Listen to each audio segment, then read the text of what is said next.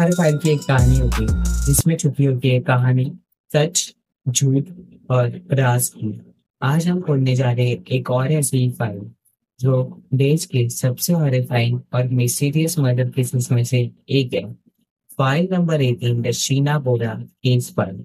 शीना बोरा एक intelligent, ambitious और खूबसूरत लड़की थी जो गुवाहाटी आसाम में अपने दादा दादी के साथ बड़ी हुई थी। उसके लिए वही उसके असली माँ बाप थे और इंदिरायणी शीना के लिए बस एक बड़ी बहन जैसी थी।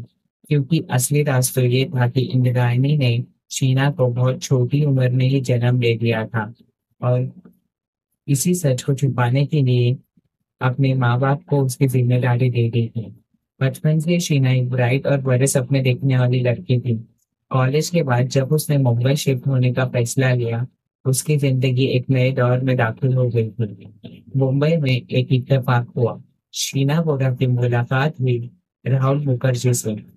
राहुल पीटर मुखर्जी का बेटा था, एक मीडिया mogul जो एक वक्त पर स्टार इंडिया के सीईओ रह चुके थे।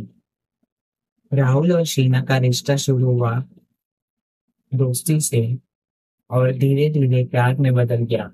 दोनों एक दूसरे के साथ अपनी जिंदगी बसाना चाहते थे, लेकिन एक औरत थी जिसे ये रिश्ता हरगिज मंजूर नहीं था, इंद्रायणी मुखर्जी। राहुल इंद्रायणी का स्टेप सन था। इंद्रायणी को ये रिश्ता सिर्फ पसंद नहीं था बल्कि उसके लिए एक खतरा था। तो क्योंकि अगर दुनिया को पता चल जाता कि शीना उसकी बेटी है, बहन नहीं, तो उसकी सालों पुराना झूठ का पर्दाफाश हो जाता। और एक और एंगल था, फाइनेंशियल। इंदिरायणी अपनी पावर शीना के सामने नहीं खोना चाहती थी। 24 अप्रैल 2012, वो दिन जो शीना के लिए आखिरी दिन साबित हुआ। शीना को इंदिरायणी ने बुलाया एक मीटिंग के बहाने।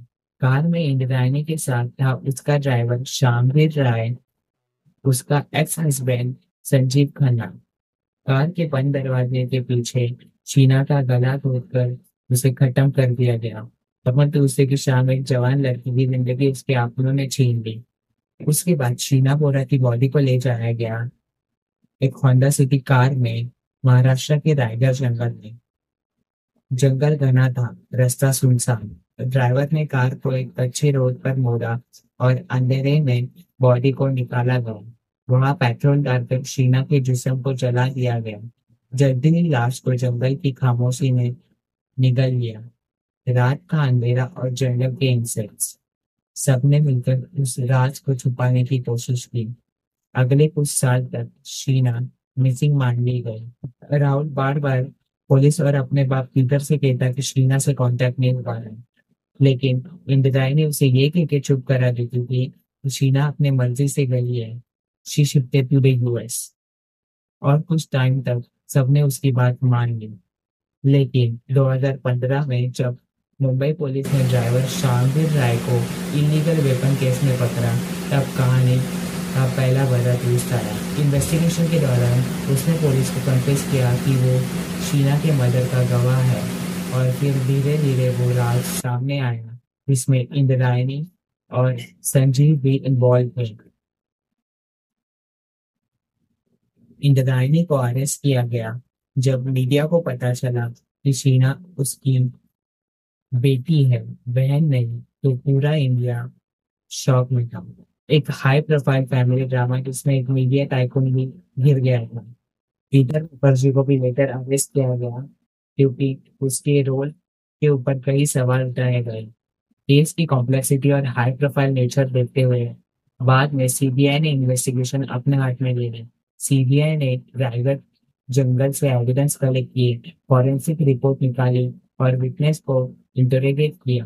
ट्रायल के दौरान एक शॉकिंग रिवीलेशन सामने आया। कैसे एक माँ ने अपनी बेटी को एलिमिनेट कर दिया सिर्फ अपनी इमेज और पावर बचाने के लिए। शीना की मौत सिर्फ एक क्राइम नहीं थी, ये एक बिट्रेयल था, एक माँ का अपने बेटी के साथ। तो ये थी शीना बोरा की कहानी, एक ऐसी फाइल जिसमें फैमिली, मोहब्बत और ग्रीड के बीच एक जवान जिंदगी कुर्बान हो गई। शीना के सपने खत्म हो गए, लेकिन सवाल अभी भी जिंदा है। कि एक माँ अपने बेटी के साथ ऐसा डरावना खेल कैसे खेल सकती है। That's it for today. Thank you for watching. Bye. And don't forget to subscribe when I'm coming.